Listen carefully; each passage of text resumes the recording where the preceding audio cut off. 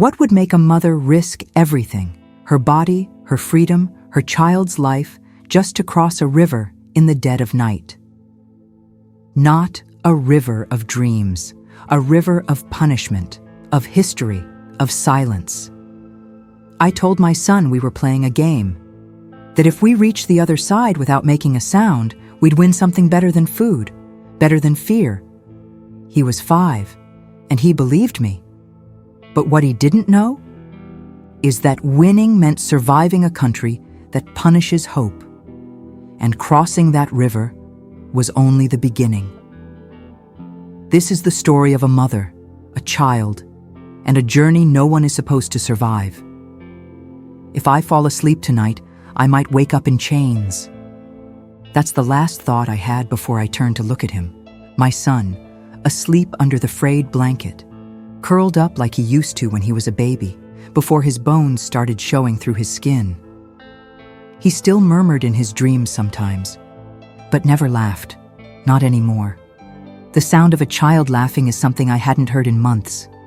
In our part of the world, joy is suspicious. Silence is survival. The frost had started creeping across the inside of the window. I remember I used to open that window every spring because names are dangerous here. That window hadn't opened since my husband disappeared, and tonight it wouldn't open again. He disappeared in 2009, said he was going to talk to someone about food rations. Never came back. No body, no news, just emptiness that echoed louder every week. We waited, my son and I, sitting near the radio, hoping to hear anything. But all we got was music, cheerful, plastic music, like a cruel joke. Eventually, I stopped setting the table for 3, then for 2. Then we started eating only on the days we could. My son stopped asking questions when he turned 7. That was the year he found a dead classmate behind the school kitchen, starved. His teacher told them not to speak of it. He came home that day and said, "I don't think I want to be hungry anymore." I didn't know how to respond. That night, tonight, we were leaving, not escaping, running, like hunted animals. I hadn't told him until an hour ago. He didn't say much, just nodded, like I'd told him we were going for a walk. He packed a cracked photo of his father and a rock he said looked like a heart. I packed painkillers, dried tofu, and 1 pair of shoes too small for him, but the only pair we had. That was all we owned that could fit into a single torn satchel. Outside, the cold was dense, like a presence. Even the dogs didn't bark after dark anymore. I had memorized the patrol schedules. I knew which neighbor wouldn't report us because I looked at my son again. He had fallen asleep with his eyes slightly open. That started happening after the military raid on our building. The noise, the boots, the screaming. He didn't cry that night. I did. I reached out and brushed the hair from his forehead. He looked like his father. Same jawline, same stubborn eyes, and now he would walk the same road, into the unknown. There was no backup plan. If we were caught, I'd disappear like my husband. He'd be sent to a camp. Or worse. But if we stayed, we'd die slow, invisible deaths. Hunger, cold, silence. I chose movement. Even if it killed us. I whispered his name. He stirred. "It's time," I said. He sat up and blinked. No questions, just that look. The one children get when they know too much. I opened the door and stepped into the snow. Behind us, the window never opened again. The cold doesn't kill you quickly. It waits, it watches. Then it takes your child's breath. First, we walked for hours under a sky that didn't feel like sky. Just a black, heavy blanket pressing down on everything. My boots were lined with plastic I had torn from a broken rice sack, and still, I could feel the snow clawing at my skin. My son walked behind me, silent. Along, it breaks. We waited for the signal. 2 short flashes from the opposite bank. A woman, or what was left of one, had promised us safe passage in exchange for the last gold ring I had from my wedding. I gave it to her without a word. My marriage had ended in silence. It was fitting. I told my son to take my hand. He didn't. Instead, he looked up at me and said, "If we die, do we still go to school tomorrow?" I wanted to laugh. I wanted to scream, but I just knelt in front of him and pulled his scarf tighter. "No one dies tonight," I lied. The ice cracked with every step. Halfway across, I saw it, a patch where the frost glistened wrong, like thin glass. I slowed down, but behind me, I heard it. That sound. A splinter, a snap, and a splash. I turned around, and my son was gone. No scream, just water swallowing him. I dropped everything, food, documents, everything, and dove in. After him, the cold was like knives in my lungs. I couldn't think, I couldn't see, my arm pounding him, sobbing, nothing. Until finally, a cough, a whimper, and then, "Mama?" I held him against me and sobbed into his wet hair. We had to keep moving. No time to be human, no time to be afraid. I carried him the rest of the way, past the woman who didn't speak a word, past the line of trees on the Chinese side, past the dogs that barked in the distance. That night, we didn't die, but we left something in that river, a part of him, a part of me. We'd never be whole again, and still, this was just the beginning. When your child is crying, your instinct is to hold him. But what if the only way to save him is to let him go? Dandong didn't feel like freedom. It felt like guilt with a fresh coat of concrete. The streets were louder than he was trembling, not from the cold this time, but from everything else. China. Smelled like smoke and spices, like life moving too fast. We were ghosts among them. The woman who helped us cross dropped us near the train station, then vanished into a crowd of street vendors. She never gave us a name. I never asked. She didn't owe me a future, only a direction. That's what smugglers are. I'm a luxury I couldn't afford. He arrived, middle-aged, clean coat, smoker's hands. Didn't ask questions. Just looked at my son, then at me. "One ticket," he said in Mandarin-accented Korean. "Only one." I thought I misheard. Or maybe I was still dizzy from the river. "I have money," I told him, showing the emergency cash I'd hidden in my waistband. American dollars. Real ones. Enough for two. He shook his head. The time splits, not like in movies, with slow motion and dramatic music, but in your body. Your knees forget how to hold you. Your lungs forget to breathe. Your heart, it remembers everything, all at once. The moment he was born, the way he used to fit on your chest, the way he asked if we would die that night. And now, this. I knelt down and looked into his eyes. "You're going on a train, my love," I whispered. "Are you coming?" He asked. I couldn't answer. The man handed me a slip of paper with an address in Seoul. He'll be met there, or not. That's all I can promise. I kissed my son's forehead, tied the scarf around his neck, pressed the photo of his father into his coat pocket. "I'll find you," I said. "I swear." He didn't cry. He just kept looking back as they led him toward the platform, his small figure swallowed by the crowd. He turned one last time. I waved, and then he was gone. I stayed until the train disappeared. You don't need a prison to be invisible. You just need to be somewhere no one wants to see you. The morning after the train left, I forgot how to speak. Not literally, I still had my voice, but my words no longer worked. Korean was useless in Dandong, English was a rumor, and Mandarin? Mandarin was a wall. Every time I opened my mouth, people squinted, frowned, and turned away. I wasn't a person here. I was noise. I tried to follow the address the man had given me, the one he said would lead me to someone who helps. But the streets were winding, layered with signs I couldn't read. My feet bled from the wet shoes, and the cold had sigh. settled into my spine like it planned to stay. I wandered through alleys where steam curled up from pots of soup I couldn't afford, where children in bright coats ran past me, laughing like I once heard my son laugh, before the ration years, before the river. That sound became a knife now, not because it was cruel, but because it reminded me what he should be doing, right? Now, laughing, eating, living. I found a shelter near a construction site. It wasn't for people like me, but I pretended to be deaf and mute. They let me stay in a stairwell where the heat from the workers' dorm radiated through the wall. I slept curled up, clutching my satchel like it still held off. One woman stared, shook her head, and whispered, "Dangerous." I didn't know what she meant. I still don't. But her eyes told me not to ask again. That night, I tried to sell my coat. No one wanted it. It smelled like the river.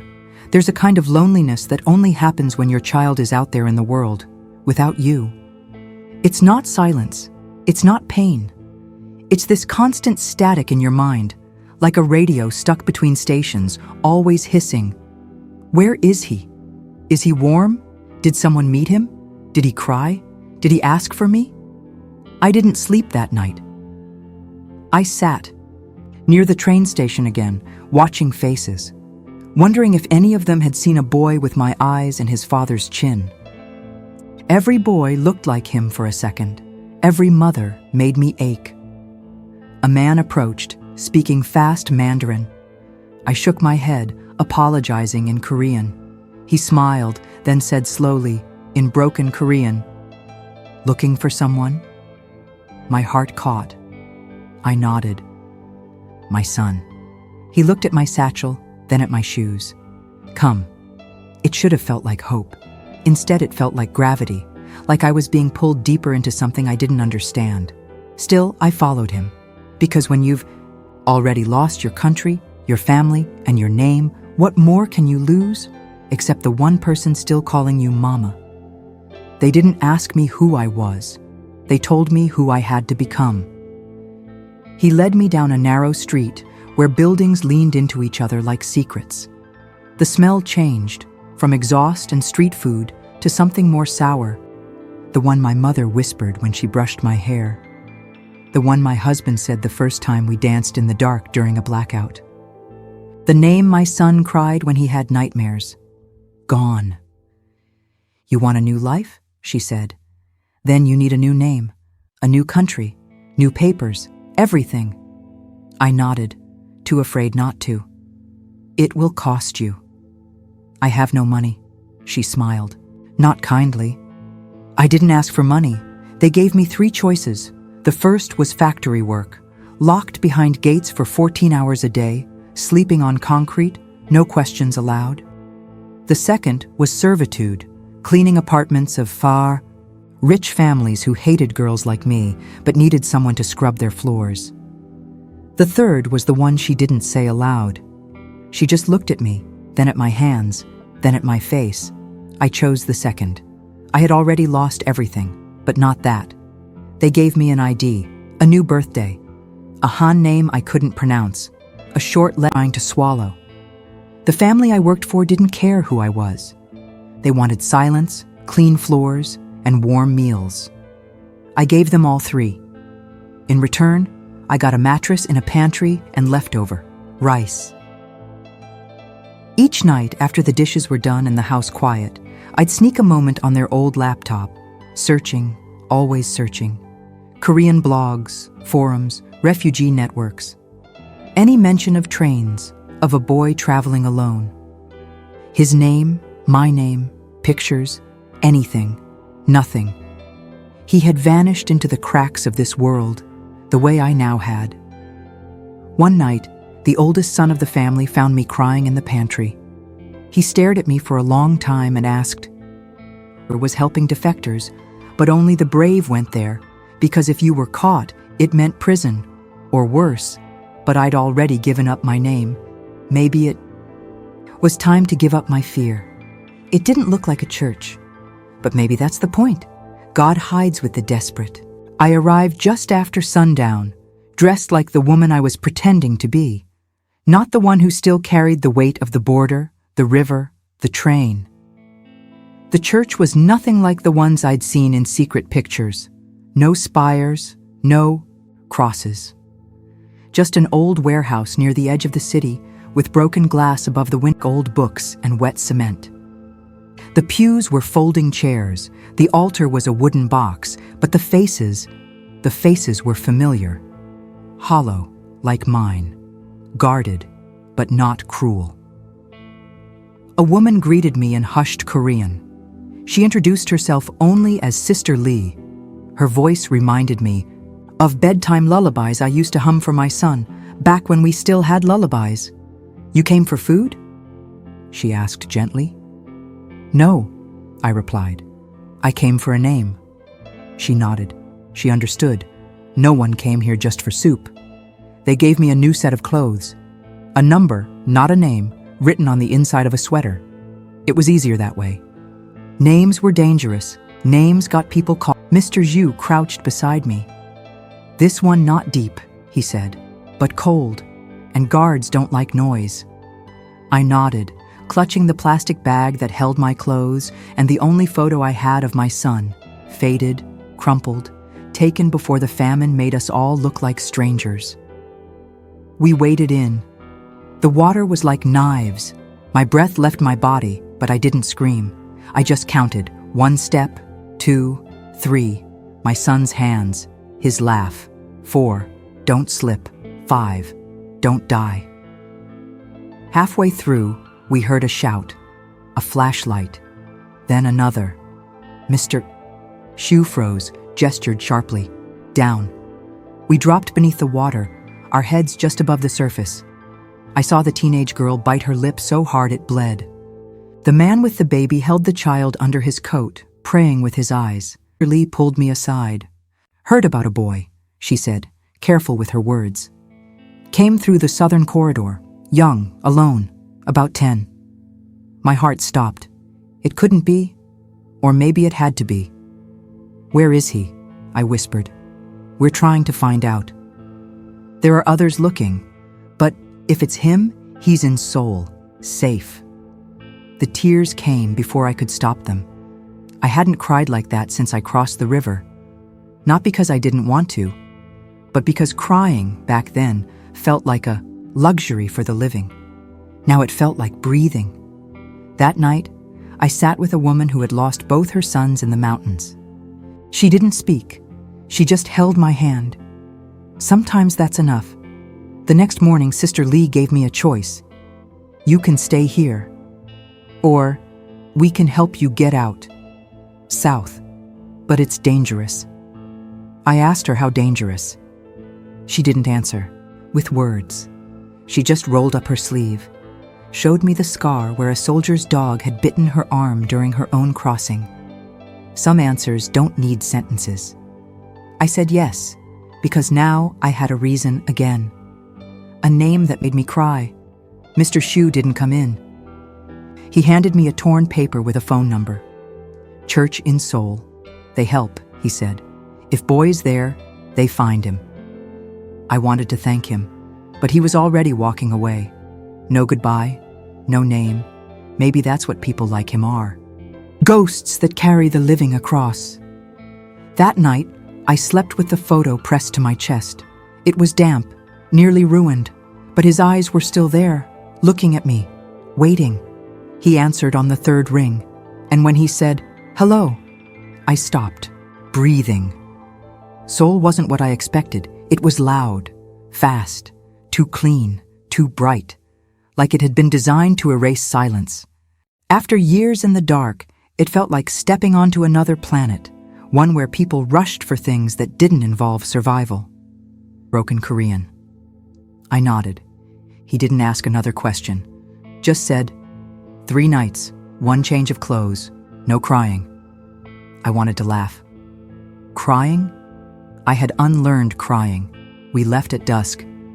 I was one of 4, an older man with a limp, a teenage girl with eyes like broken glass, and a young father carrying a baby who never made a sound.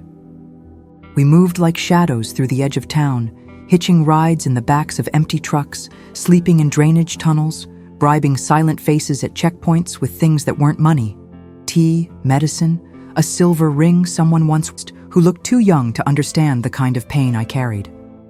She spoke gently, always with warm eyes, but I couldn't tell her much, not until I knew if he was still alive. They asked for his name, his age, any details I could remember, the scar on his knee from when he fell chasing a chicken, the song he used to hum when he brushed database, she said. It may take a few days. Days. I had survived years, but those days were harder. I waited by the window like a prisoner in reverse, watching people live free lives I couldn't yet understand. I practiced his name under my breath, afraid I might forget how to say it. Then, on the 5th night, my phone buzzed, a number I didn't know. I answered before the first ring ended. "Mrs. Kang?" a voice asked in perfect Korean. "Yes," I whispered, my throat tight. "We believe we found your son." My heart dropped so fast I had to sit. "He's at a foster center. Safe. Healthy. We showed him your photo." Silence. Then, "Amma?" His voice was higher than I remembered. But the way he said it, Umma, like a secret only we shared, made the years fall away. I tried to speak, but nothing came out. "Are you there?" he asked. "I'm here," I managed. Raw, real, the sound of time trying to glue itself back together. "I waited for you," he whispered. "I never stopped walking toward you," I said. "We spoke for 12 minutes. He told me about his dreams. I told him about the river, about how I didn't know how to be brave, only how to keep moving. He didn't need to know everything. Not yet. At the end, he asked the only question that mattered. "When can I see you?" "Soon," I said. "Very soon." I thought I'd fall to my knees when I saw him, but instead, I stood tall because I wanted him to see me whole.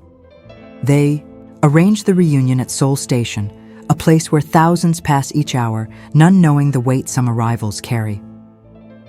I arrived early, too early. The volunteer told me I could wait in the quiet lounge upstairs, but I refused. I wanted to be where the footsteps echoed, where I could feel him before I saw him. I held the new photo they'd sent, not a baby anymore. He looked older, not in age, but in the eyes, like someone who had learned how to wait too long. I was terrified. What if he didn't run to me? What if he didn't remember how I smelled, how I held him when thunder scared him? What if I had become a stranger? The platform was crowded. Trains came and went, none of them ours. Then the announcement, Train 342 from Busan arriving in 2 minutes. I forgot how to breathe. When the train slowed to a stop, every door looked the same. Every face stepping out wasn't his, until one was. He walked slowly, carefully, holding a volunteer's hand, wearing a jacket too big and shoes too small. I knew it was him from the way he looked around, like the world was too big again. Then he saw me. He didn't run. He walked, one step, then another. His eyes didn't leave mine, and when he got close enough, he stopped. We stared. Neither of us said anything. I opened my arms, unsure. Not wanting to rush, he stepped in. Not fast, but sure. He buried his face in my coat like me too. We stood like that for what felt like forever.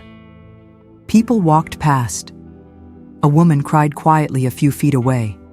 A man took a photo, then put his phone down, embarrassed. Nothing else mattered. He looked up at me, eyes shining. "You look older," he said. "Forget you?" Every second. I didn't. I pulled him closer, kissed his forehead. "This," I whispered, "is our beginning, not the end. Freedom isn't a flag or a finish line. It's eating breakfast with someone who says your name like it matters." Awkward introductions. But to me, it felt like the first real place we'd ever lived. A place where doors weren't locked and lights didn't flicker with fear. He slept the first night with his head on my arm, just like before. Except now his legs stretched past. Mine, I woke to find him watching me. "Do you dream now?" I asked. He nodded. "But not the bad ones." "Me neither." Every day was a slow unfolding. He told me about the family who had taken him in, about the teacher who taught him to read with comic books, about how he once pretended he didn't miss me, just so he wouldn't cry in front of the other kids. I told him the truth too, that I almost didn't make it, that I forgot the sound of his laugh, that I carried shame like a second skin, even in freedom. He didn't say anything. He just took my hand. That was enough. One day we were walking through a market, the kind with loud vendors and the smell of grilled corn, when he stopped. He said, "Can I buy you something?" I smiled. "What for?" "Because we can now." He handed me a paper crane, folded by a blind woman who sold crafts for a few won. It was crooked, fragile, perfect. "I want you to keep it," he said, "so you don't forget how far you flew." I nearly broke. At night, I write in a journal now. And every time he does, I remember the river, the darkness, the sound of guards, the hunger in my bones, the voice on the phone, and I remember that love, real love, walks through all of it. Sometimes barefoot, sometimes blind, but always forward. If this story moved you, tell me, have you ever fought to hold on to someone you love?